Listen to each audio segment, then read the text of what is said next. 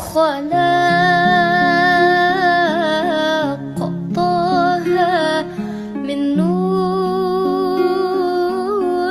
فيه ترام فيه ترام.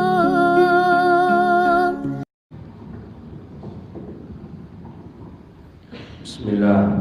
Assalamualaikum warahmatullahi wabarakatuh. Alhamdulillahil wahibil atiyah, wassalatu wassalamu ala khairil bariyah, Sayyidina wa nabiyyina wa habibina Muhammadin ibni Abdillah wa ala alihi wa sahbihi wa mawalah, wa la hawla wa la quwwata illa billah. Subhanaka la ilma lana illa ma 'allamtana innaka antal alimul hakim. Rabbi yassir wa la tu'assir ya Rabbi tammim bi khair. Subhanaka la ilma lana illa ma 'allamtana innaka antal alimul hakim. Ayyuhal ahibbatul kiram, kita memuji Allah dengan mengucapkan kalimat alhamdulillahi rabbil alamin. Dengan izin Allah kita bisa duduk di majlis yang mulia ini. Mudah-mudahan selama kita duduk di sini Allah ampuni dosa kita. Amin. Allah berikan taufik dan hidayah selalu kepada kita, dan Allah jauhkan kita dari bala dan wabah. Amin ya rabbal alamin. Salawat dan salam kepada Nabi yang agung, Nabi yang mulia, Sayyidina Rasulullah Muhammad sallallahu alaihi wasallam. Allahumma salli wa sallim ala Sayyidina Muhammadin wa ala alihi wa sahbihi ajma'in. Salawatu Rabbi wa salamuhu alaika ya Sayyidi ya Rasulullah. Bapak Ibu hadirin yang dirahmati Allah subhanahu wa ta'ala, pada hari ini kita akan mengupas satu buah hadis daripada hadis Nabi Yunus sallallahu alaihi wasallam, yang hadis ini di dalam Sahih Imam Al-Bukhari. Hukum hadis sahih di dalam Sahih Imam Al-Bukhari. Hadis di dalam riwayatnya Sayyiduna Abi Hurairah radhiyallahu taala anhu. Hadis dalam Sahih Bukhari yang meriwayatkan hadis adalah Abi Hurairah radhiyallahu taala anhu. Abi Hurairah maklum, beliau adalah sahabat Nabi yang paling berjasa dalam ilmu hadis. Dalam ilmu hadis yang paling berjasa itu adalah Abi Hurairah. Laulahu lafatatal hadis. Kalau tak ada Abi Hurairah, hilang 5.400 hadis. 5.470 sekian hadis hilang kalau tidak ada Abi Hurairah. Jadi Abi Hurairah periwayat hadis terbanyak. Tapi Abi Hurairah ini termasuk sahabat yang terlambat masuk Islam. 2 tahun 8 bulan Nabi akan meninggal dunia, barulah Abi Hurairah masuk Islam. Kenapa Abi Hurairah terlambat masuk Islam? Karena memang sahabat Nabi lambat dakwah ke kampungnya. Dia kampungnya di daerah Daus, Yaman. Pedalaman Yaman ada negeri namanya Daus. Maka karena jauh dan sahabat Nabi tidak tahu ada kampung di sana, maka dia agak terlambat masuk Islam. Jadi itu yang agak dikesalkan sedikit oleh Abi Hurairah. Jadi kata Abi Hurairah, coba saja aku seperti para sahabat-sahabat yang lebih dahulu masuk Islam, pasti aku lebih menikmati Islam itu, kata Abi Hurairah radhiyallahu taala anhu. Jadi tak ada peta, tak ada Google, tak ada Google Map, tak ada. Jadi tak tahu ada kampung di situ, entah tidak. Kalau sekarang tahu satelit, Pondok Buru aja di dalam rimbo nampak di kita dari Pekanbaru. Ada besar zoom ada pondok di situ. Dulu zaman Nabi tidak ada. Jadi ternyata ada di daerah situ, di suku Daus. Jadi terlambat masuk Islam. Itulah yang menyebabkan Abi Hurairah selama di Madinah tidak niat punya rumah, tidak niat tinggal di rumah orang, dan tidak ingin jauh daripada Rasulullah. Mata Abi Hurairah selalu untuk menengok gerak-gerik yang dilakukan oleh Rasulullah. Baru tak bekerjanya mata Abi Hurairah ketika Nabi istirahat dan tidur saja. Begitulah jelinya Sayyidina Abi Hurairah. Jadi kata Abi Hurairah, ketika orang-orang Madinah mengajak, di rumah kami saja tinggal ya Abahir, di rumah kami sajalah. Jadi kata Abi Hurairah, enggak, aku ni sudah jauh terlambat dibandingkan Abu Bakar, aku ni terlambat dibandingkan Sayyidina Umar, aku ni terlambat dibandingkan anak-anak kecil seperti Abdullah ibn Umar, Abdullah ibn Zubair bin Awam, Abdullah. Aku ni terlambat, maka aku tak menginginkan untuk punya rumah. Jadi Abi Hurairah tinggalnya di Madinah itu di Sufah. Sufah itu tempat masjid Nabi, kemudian di bagian belakangnya dibuat bertingkat oleh Nabi. Di situ itulah tinggal 70 orang yang tinggal di sana. Itu disebut dengan Ahlus Sufah. Itu orang-orang hebat yang tinggal di sana. Abi Hurairah, Sayyidina Anas bin Malik, Abdullah bin Mas'ud, orang-orang yang sukses yang tinggal di sana. Abu Hurairah ini namanya sebelum masuk Islam Abdus Syams, hamba matahari, karena memang beliau penyembah matahari. Diganti namanya oleh Rasulullah dengan Abdurrahman Ad-Dausi. Memang dalam riwayat banyak betul namanya, tapi yang paling banyak yang paling sering dipakai oleh para jumhur ahlul hadis itu adalah Abdurrahman Ad-Dausi. Jadi Abi Hurairah kan diapungkan di kuciang. Kamana painya ada kuciang, tagaknya kuciang, makannya ada kuciang, lolok ikut ada kuciang. Di maulid Nabi dengan ya Abahir, Abahir, hai bapak kucing. Alokeklah nama itu kepada Abi Hurairah radhiyallahu taala. Dalam Dalilul Falihin Syarah Riyadhus Salihin Syekh Ilan Al-Sidqi Al-Azhari, beliau mengatakan sebagian ulama ahlul hadis boleh menyematkan nama di belakang nama seseorang sesuai dengan masyghulnya. Masyghul itu sesuai dengan kesibukannya apa. Boleh kita sematkan nama itu di belakangnya li syuhratih, katanya, untuk menentukan dan menunjukkan kemasyhurannya. Umpama di kampung tu orang banyak Ramli, banyak layaknya 10 orang pada Ramli. Tapi masing-masing Ramli ini hendaknya ada khasnya. Umpama Ramli dan mana, Ramli tanda kek di Masjid Muhajirin, itu ada tanda alamah namanya. Tapi kalau Ramli saja tak ada tanda, maka boleh kita menyematkan apa kesibukannya. Kalau ini hobi memancing, ialah nama Ramli mana, Ramli tukang pancing, ya boleh macam tu. Apa tahunya suku berburu umpamanya, Ramli mana, Ramli buruang, ya boleh. Boleh Pak, dalam telefon itu untuk syuhrah namanya, untuk membedakan. Kalau di kampung tu banyak nama Ramli. Tak boleh kepada fisik, umpamanya tengkak, Ramli mana, Ramli dan tengkak tu, itu tak boleh. Atau ke fisiknya, Ramli dan hitam tu aja, tak boleh itu lah. Tapi boleh kepada masyghulnya, kesibukannya di belakang. Boleh ditambah itu. Ramli mana? Ramli kuciang. Berarti Ramli yang hobi memelihara kuciang. Kalau hobi pula memelihara anjing, Ramli mana Ramli? Itu boleh kan? Ramli mana? Ramli anu tu aja kan? Boleh menyematkan masyghulnya, kesibukannya di belakang itu. Jadi Abi Hurairah ini boleh kita buka nanti kitab-kitab hadis, jarang kita jumpakan nama aslinya Abdurrahman Ad-Dausi, tapi kita lebih sering menjumpai nama Abi Hurairah radhiyallahu taala anhu. Dia dalam masuk Islam, sudahnya masuk Islam, ajaklah maknya masuk Islam. Mak, bu, ayolah kita masuk Islam. Sekali nak nio, 2 kali nak nio, 3 kali nyorayu di Abi Hurairah, tetap ibu tak nio. Kali yang keempat bukan ibu tak mau saja, tapi ibu justru menghina Rasulullah sallallahu alaihi wasallam.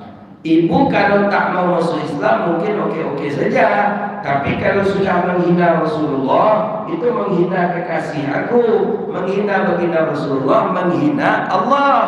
Jadi galaulah Abi Hurairah selama di Masjid Nabawi. Di Masjid Nabawi menangis Abi Hurairah. Kata setiap saat menangis. Abi Hurairah setiap saat menangis. Jadi diperhatikan oleh Rasulullah, apa yang membuat Abi Hurairah ini menangis? Setiap saat menangis dalam masjid. Akhirnya didatangi oleh Rasulullah. Kata Nabi, "Ya Abah, di mana pergi? Apa yang menyebabkan engkau menangis? Dan apa engkau menangis ya Abi Hurairah?" Kata Abi Hurairah, "Amalan mengajak ibumu masuk Islam ya Rasulullah. Aku ingin aku bersama ibuku masuk Islam. Aku ingin aku bersama ibuku masuk surga ya Rasulullah. Aku ajak ibuku masuk Islam. Dia menolak. Sekali, dua kali, tiga kali dia menolak. Tapi kali keempat dia menghinamu ya Rasulullah." Kata Nabi, "Huwa syatimi." Dia menghina aku, kata baginda Rasulullah. Dia mencela aku, iya ya Rasulullah. Kata Abi Hurairah, "Doakanlah untuk ibuku ya Rasulullah." Langsung Nabi doakan ketika itu, "Allahumma hdi li umma Abi Hir." Ya Allah, beri hidayahlah ibunya Abahir. 3 kali doa diulang oleh Rasulullah. Ini salah satu dalil bahwa disunahkan apabila kita punya hajat besar, maka ulang-ulanglah sampai 3 kali hajat kita itu berdoa kepada Allah. Allahumma hdi umma Abahir, Allahumma hdi umma Abahir, Allahumma hdi umma Abahir. Ya Allah, beri hidayahlah ibunya Abi Hurairah, beri hidayahlah ibunya Abi Hurairah, beri hidayahlah ibunya Abi Hurairah. Ternyata pas Abi Hurairah balik pulang ke rumah, ibu sedang di dalam rumah. Kata Abi Hurairah, "Bu, bolehkah aku masuk?" Ibu awalnya diam. "Bu, bolehkah aku masuk?" Kata sang ibu, "Di luar saja, di luar saja." Tambahkan oleh Abi Hurairah. Ibu petang marah, kini ibulah tidak nyium sokok, tidak diizinkan masuk rumah, di luar saja. Kata ibu kepada Abi Hurairah, "Boleh aku masuk?" "Di luar saja." Dan terdengar dari dalam ibu sedang mandi, ada percikan air terdengar. Lama Abi Hurairah menunggu di luar, lama, sangat lama, waktu yang panjang, lama betul menunggu. Dan akhirnya dibukakan pintu oleh ibu. Jadi ibu yang bertanya kepada Abi Hurairah, "Antas'alni 'anil Islam?" Engkau masih menanyakan Islam kepadaku, hai anakku, hai pemuda, hai anakku, engkau masih menanyakan Islam? Ketahuilah bahwa aku bersaksi tidak ada Tuhan kecuali Allah, dan annahu, bahwasanya Muhammad itu utusan Allah. Masuk Islamlah ibu, maka senang, itulah hari yang paling senang. Jadi kata Abi Hurairah, 2 dalam hidupku yang paling senang, yang paling menggembirakan. Pertama ketika ibuku masuk Islam, yang kedua ketika aku dipaksa minum susu oleh Rasulullah. Itu 2 waktu yang paling bahagia menurut Abi Hurairah. Jadi minum susu itu dalam hadis Sahih Bukhari. Pernah kalau tak salah sudah saya riwayatkan hadis itu. Abi Hurairah tuh, orang yang 70 tinggal di Sufah tuh, itu tuh minumnya, makannya itu dari Rasulullah. Nabi makan, Nabi antar makan orang. Pokoknya aku makan Rasulullah itu makanan orang ahli Sufah. Orang-orang tinggal di masjid, tak ada sanak, tak ada keluarga. Abi Hurairah lah lapar, perut Abi Hurairah lapar. Turunlah Abi Hurairah. Nampak Abu Bakar lewat, di stop Abu Bakar de Abi Hurairah. Hadis dalam Bukhari ada, hadis riwayat Imam Bukhari. Apa kata Abi Hurairah? "Hei Abu Bakar, haddatsani hadisan, tolong ceritakan kepadaku satu hadis. Ma sami'tu min qabli, aku tak pernah mendengar hadis itu dari Rasulullah SAW. Satu saja." Kata Abi Hurairah kepada Abu Bakar. Kata Abu Bakar, "Ana masyghul, saya sibuk nih. saya ada pekerjaan lain, nanti di lain waktu akan saya sampaikan hadis itu. Jadi ternyata tujuan Abi Hurairah bertanya hadis itu, rupanya Abi Hurairah ini untuk mendapatkan rasa kenyang, menghilangkan rasa lapar itu apabila mendapatkan hadis Nabi SAW. Jadi kalau dapatnya hadis Nabi dalam sehari itu bisa kenyang 2 hari. Berapa naknya tu? Tusuknya tu. Tusuk para sahabat Nabi. Pokoknya kalau dapat hadis tu nak makan 2 hari tak apa dah. Tu Abi Hurairah. Iya, banyak ulama-ulama dulu seperti itu. Kita baca dalam kitab Khairatul Hisan fi Manaqib Abi Hanifah bin Nu'man, karangan Imam Ibn Hajar Al-Haythami. Imam Abi Hanifah begitu juga. Kalau perutnya lapar, yang akan dimakan tak ada dah. Tu nyukumpun santrinya. Murid-muridnya nyukumpun baca beberapa hadis, 1, 2, 3 buah hadis, setelah itu tutup dan perutnya kenyang. Sehari itu tak makan tak apa. Begitu Allah beri rasa kenyang kepada orang-orang yang mencintai baginda Rasulullah sallallahu alaihi wasallam. Memang beda aja awak. Awak justru sudah mengaji hadis peridita. Dan sudah mengaji peridita, nak makan bertomboh awak sudah mengaji. Kalau sahabat Nabi justru mendapatkan hadis konyangnya. Tak ada Abu Bakar lewat Sayyidina Umar. Di stop di Abi Hurairah. Hei Umar, ya Umar kan lebih dahulu masuk Islam. Hadatsani hadisan, berikanlah kepadaku 1 buah hadis. Ma sami'tu min qabli, aku tak pernah mendengar hadis itu dari Rasulullah sallallahu alaihi wasallam sebelumnya. Jadi kata Umar, aku sibuk, aku tak bisa menyampaikan hadis itu kepada engkau. Nampak oleh Nabi, Abi Hurairah menstop sahabat-sahabat senior yang lewat. Sahabat-sahabat yang senior, yang tua lewat, di stop oleh Abi Hurairah. Ikut tandu Abi Hurairah sedang letak, sedang lapar. Lewat Nabi, Nabi lewat, Abi Hurairah pun menjauh. Takut, segan berjumpa dengan baginda Rasulullah SAW. Cuma Nabi tahu. Kata Nabi, Abi Hurairah datang ke rumah, kata Rasulullah. Baik ya Rasulullah. Ini waktu yang paling bahagia menurut Abi Hurairah. Ketika sampai di rumah Nabi, Nabi keluarkanlah. Nabi punya laban, halib susu. Tapi susu itu cuma 1 mangkok. 1 mangkok kecil. Itu cuma susu yang dimiliki oleh Rasulullah SAW. Hadis riwayat Imam Bukhari dalam Rawahul Imam Bukhari. Kata Nabi, ya Abi Hurairah, ini aku punya susu semangkok. Kata baginda Nabi, ud'udhu mala'akum, ajak kawan-kawan kalian yang di Sufah untuk datang ke situ minum. Kawan yang diajak 70 orang. Susu sama kok ketek. Tentu risau Abi Hurairah. Ada jadi candu akan dapat pada baca Abi Hurairah. Dimbang pula kawan dulu. Payah Abi Hurairah ke masjid. Hei ya sahiban, ya sahibah ahlus sufah. Nabi SAW mengundang kita untuk datang ke rumah. Datang 70 orang. Dalam satu riwayat 76 orang jumlahnya. Turun sampai ke rumah Nabi.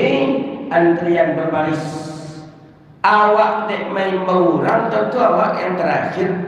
Sampai kalau pastian dulu kawan nanti buat atau enggak, awak yang terakhir. Jadi kata Nabi, isyrab, minum, jangan minum, seteguk 2 teguk, nang kedua, nang ketiga, nang keempat. Jadi kata Abi Hurairah, nak kena docan ke pada ucap Abi Hurairah. Parit tadi tak leh awak mendapat susu pertama kali, awak ulunan pada terakhir barisan. Jadi nak kena doa-doa gitu. Minum, terus minum. Dah minum 70 orang susu tadi tak habis-habis. Itu mukjizat Nabi SAW. Tak habis, tak berkurang. Sampailah di jantahnya Abi Hurairah. Jadi kata Rasulullah, isyrab. Diminum oleh Abi Hurairah. Isyrab. Disuruh lagi oleh Nabi, minum, diminum. Isyrab, minum, diminum. Isyrab, minum. Sampai tak sanggup Abi Hurairah meminumnya. Tak sanggup lagi Abi Hurairah. Isyrab, minum. Memang susu itu salah satu daripada hadiah yang tak boleh kita tolak. Kalau ada orang yakin orang hadiah, susu cie, parfum cie, kemudian apa lagi dalam Riyadhus Shalihin itu, susu, parfum, satu lagi apa hadiah. Kalau tawaran bantal dalam satu riwayat hadis itu tidak boleh kita tolak. Yang jelas dua ini barang dari surga, susu dari surga, parfum dari surga. Kalau awak nyakit orang yang dua itu ambil, tidak boleh ditolak, tidak boleh ditolak. Begitu di dalam hadis Nabi SAW. Isyraq, minum. Akhirnya nak talak dia Abi Hurairah. Itulah waktu yang paling bahagia sekali Abi Hurairah ketika disuruh minum susu oleh Rasulullah, kemudian ketika ibunya masuk Islam. Jadi kata Imam Nawawi, walaupun Abi Hurairah itu cuma 2 tahun 8 bulan bersama Rasulullah, tapi Abi Hurairah orang yang paling banyak meriwayatkan hadis. Dari mana kira-kira hadis bisa ia peroleh? Dari susu yang dipaksa minum oleh Rasulullah SAW. Jadi kata Imam Nawawi, susu putih fitrah itu suci. Maka itulah banyak Abi Hurairah mendapatkan hadis daripada sahabat yang lain. Dari Abu Bakar lebih banyak Abi Hurairah mendapatkan hadis daripada Sayyidina Umar, daripada Sayyidina Utsman, hatta daripada menantu Nabi sekalipun. Sayyidina Ali bin Abi Thalib lebih banyak juga Abi Hurairah mendapatkan hadis dari Nabi sallallahu alaihi wasallam. Alhamdulillah summa alhamdulillah, kita Ahlus Sunnah wal Jamaah masih memakai hadis riwayat Abi Hurairah. 2 saja yang tak memakai hadis Abi Hurairah, satu Syiah, yang satunya lagi liberal. Ini tak memakai hadis riwayat Abi Hurairah. Kalau ada orang yang membuang hadis riwayat Abi Hurairah atau tak dia pakai hadis riwayat Abi Hurairah, maka dipastikan orang ini terkena virus 2. Satu Syiah, yang satunya liberal. Liberal menghantam Abi Hurairah. Begitu juga dengan Syiah. Syiah sangat benci sekali kepada Abi Hurairah. Maka kalau kita benci kepada Abi Hurairah, berarti kita sudah membuang 5.470 hadis Rasulullah sallallahu alaihi wasallam, termasuk hadis yang akan kita baca ini. Apa bunyi hadisnya? Kata Abi Hurairah radhiyallahu taala anhu, "Ausani khalili." Ini kita sering mendengar hadis ini mungkin. Sering kita mendengar hadis ini, cuma mungkin belum sempat kita mempraktekkan hadis Nabi SAW ini. Ausani khalili, kata Abi Hurairah, telah berwasiat kepadaku oleh kekasihku. Khalili, kekasihku. Siapa kekasihnya? Rasulullah SAW. Kekasihku berwasiat kepadaku, kata Rasulullah, kata Abi Hurairah, dengan 3. Ada 3 wasiat Nabi kepadaku. An la yatrukunna, jangan engkau tinggalkan ketiganya ini, hatta amut, sampai engkau meninggal dunia. Itu pesan Nabi kepada Abi Hurairah radhiyallahu taala anhu. Ausani khalili, berwasiat kepada aku kekasihku dengan 3, agar aku tidak meninggalkannya sampai aku meninggal dunia. Nih, jadi berwasiat itu perkara yang dianjurkan, bahkan perkara yang disunahkan. Harus ada wasiat. Nabi menganjurkan kita, berwasiatlah kamu sebelum kamu meninggal dunia. Nabi kita berwasiat, Nabi sering berwasiat. Maka kita dianjurkan berwasiat, Pak. Wasiat tidak mesti identik dengan harta saja, tidak. Mungkin dengan nasihatkah, mungkin dengan mau'izatul hasanahkah, tidak identik dengan harta. Dianjurkan kita berwasiat. Berwasiatlah kita. Wasiat, mungkin dari kini kita wasiat, nak setelah abah meninggal dunia rajin-rajin solat ke masjid, atau setelah abah meninggal dunia itu rumah kontrakan kita yang 10 pintu tu isewa secik pintu tu agikan selalu ke masjid. Tulis wasiat kita. Dianjurkan kita berwasiat, Pak. dianjurkan. Matilah kamu, berwasiatlah kamu sebelum kamu mati. Dianjurkan berwasiat. Pak Lado belum berwasiat. Kalau alun capek berwasiat. Kalau capek itu berwasiat, capek mati Ustaz kan. Maka kami sampai kini alun berwasiat, perlu Pak berwasiat ini. Paling tidak wasiat takwa itu paling penting itu. Penting wasiat. Berwasiat Rasulullah 3. Pertama, siyamu salasati ayyamin fi kulli syahrin. Puasalah engkau 3 hari dalam setiap bulan. Nih, dalam setiap bulan puasa terus 3 hari. Abi Hurairah semenjak dapat wasiat itu tak pernah meninggalkan puasa yaumul bait. 3 boleh, 4 boleh, 5 boleh puasa. Nabi pun dalam satu riwayat juga tak pernah meninggalkan. Tapi yang paling jelas riwayat puasa sunnah yang tak pernah Nabi tinggalkan itu puasa yaumil isnain. Yaumil khamis ada dalam satu riwayat juga pernah Nabi tinggalkan, tapi puasa yaumil isnain Nabi tak pernah meninggalkannya. Nah, jadi amalkan ya 3 hari dalam setiap bulan, 13, 14, 15. Ada ulama yang mensyarahkan maksud 3 hari tidak yaumil bait. Tapi boleh dia hari apapun asalkan itu masih dalam bulan itu juga dengan 3 hari. Terserah kita. Yang kedua,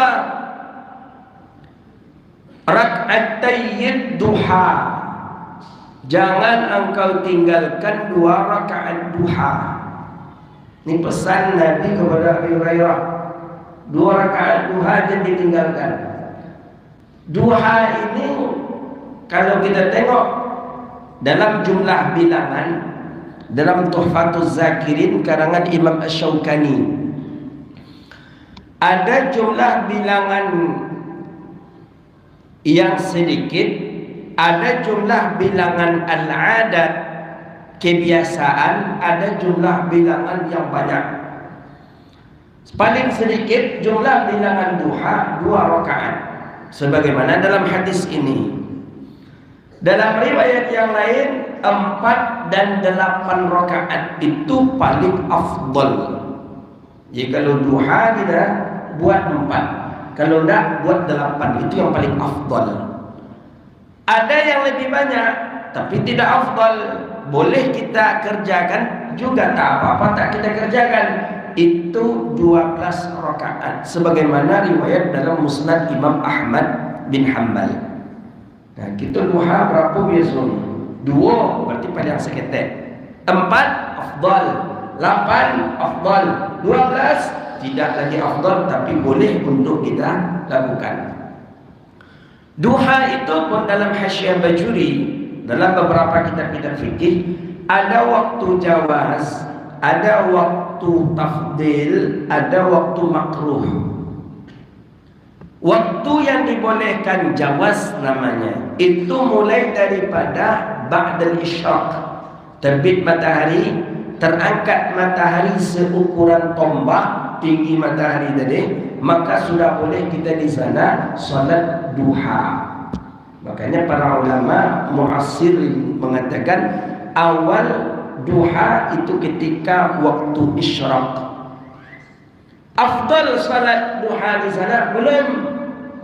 Afdalnya salat duha itu setelah irtafa'a syams, terangkatnya matahari dan sudah terasa panas ke bumi, itu baru afdal.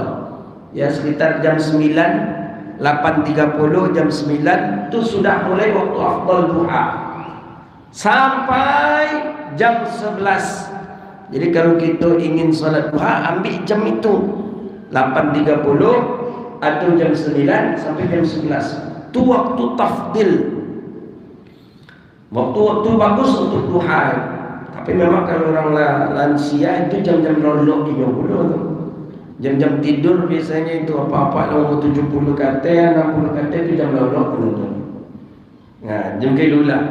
Waktu makruh dari jam 11 itu sampai waktu zawal. Waktu zawal itu waktu di atas matahari pas tentang kepala kita, itu namanya waktu zawal. Itu tuh waktu yang makruh kita untuk melaksanakan duha. Jadi kita ingin yang mana? Yang waktu jawaz silahkan ba'da syuruk. Oh, ingin mendapatkan waktu yang afdal, silahkan juga dari 8.30 atau 9 sampai jam 11. Ingin yang makruh, tak ada lagi dicatat pahala, tapi boleh kita mengerjakan. Yang ketiga, kata Abi Hurairah, wasiat Nabi SAW, "Waqtiru qabla an anam." Aku melaksanakan witir. Witirlah kamu sebelum engkau tidur. Itu pesan Nabi. Witir sebelum waktu. Witir ini salah satu salat yang hukumnya wajib dalam mazhab Hanafi. Karena hadisnya sahih. Dalam mazhab Hanafi salat itu ada 6 waktu.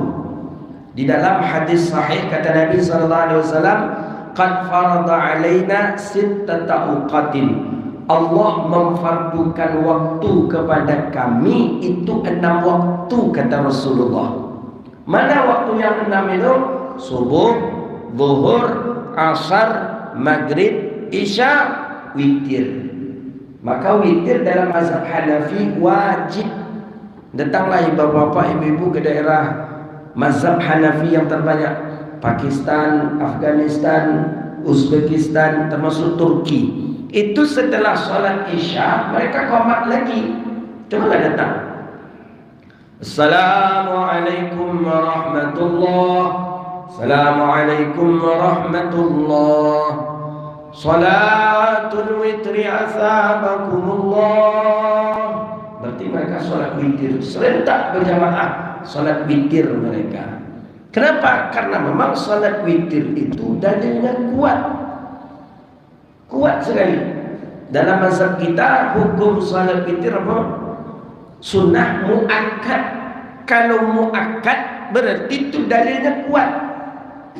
Makanya dalam mazhab Imam Hanafi dibuat wajib, berdosa kalau tak salat witir. Nah, maka witir ini lakukan, Pak. Bu, jangan tak kita lakukan. Itu pesan Rasulullah. Witirlah sebelum engkau tidur.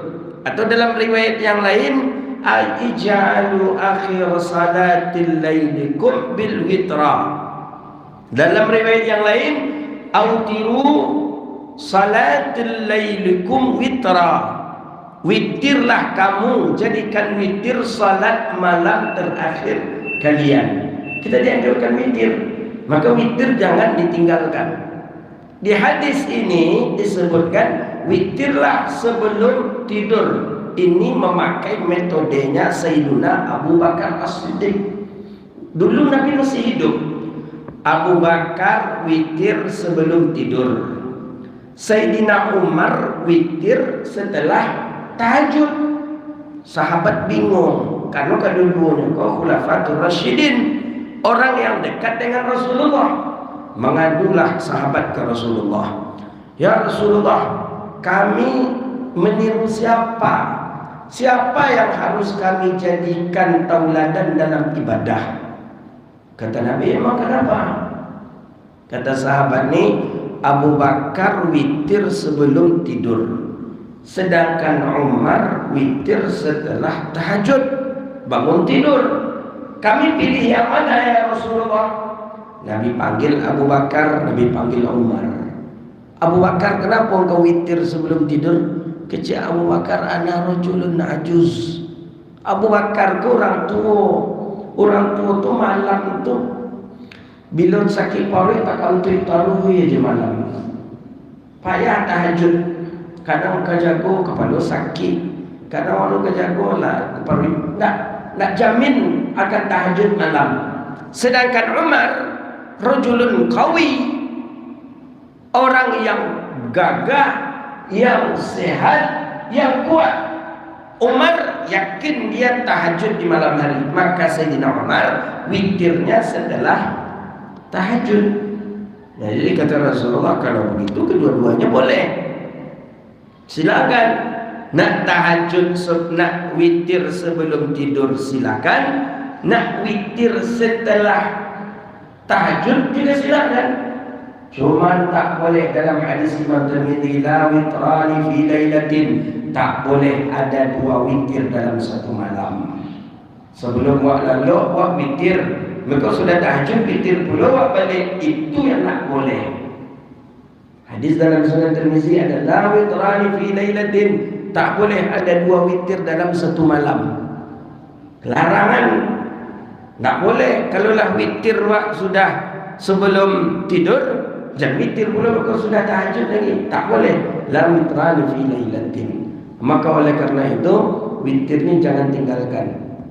Kalau ingin witir juga kita sebelum tahajud witir, sebelum tidur witir, setelah tahajud ingin witir juga kita, buat metode yang ada di dalam Mughni Muhtaj dalam mazhabnya Imam Syafi'i. Saya ingat dulu ngaji dengan Syekh Jum'ah. Sebelum tidur awak solat witir, tapi tidak ganjil, genap. Kalau awak solat witir 3, biasanya kan kalau 2 salam, 2 kemudian nanti ditambah dengan 1. Sebelum kita tidur, salatlah 2 rakaat dulu. Niat, sudah niat witir. Usalli sunnatan minal witri rak'atain, minal witri. Sengaja aku salat sebagian daripada witir 2 rakaat karena Allah.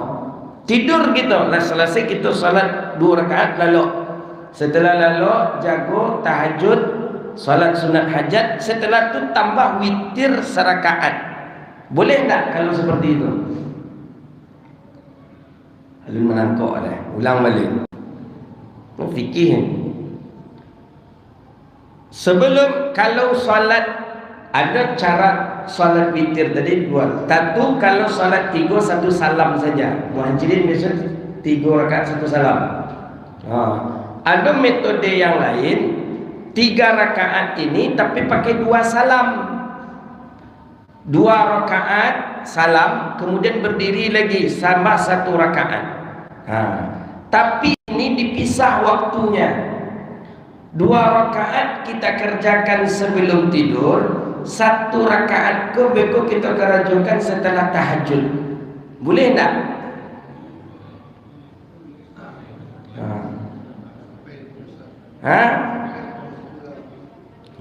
Boleh tak kira-kira tak?